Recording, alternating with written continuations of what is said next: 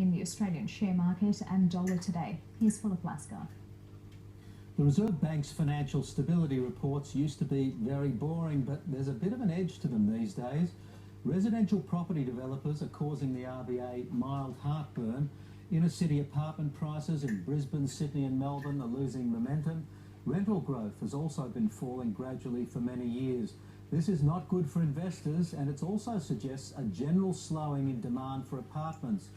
These trends are not favourable for developers trying to pre-sell apartments. At the same time, there are still a lot of developments in the pipeline forcing up construction costs. So developers' costs are rising, but apartment demand is softening. The perfect storm, you could say. The RBA is keeping a close eye on developments around Sydney, Melbourne and Brisbane. You can add Perth to that list as well.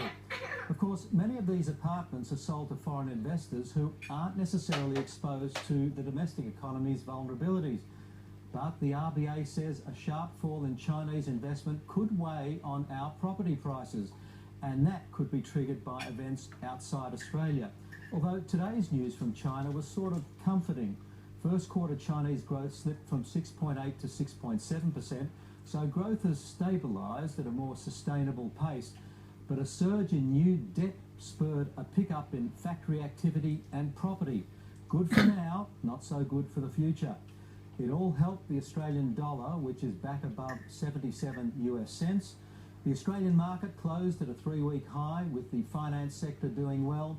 Miners were mixed, with some energy stocks higher ahead of the weekend meeting of oil producers. And that's finance.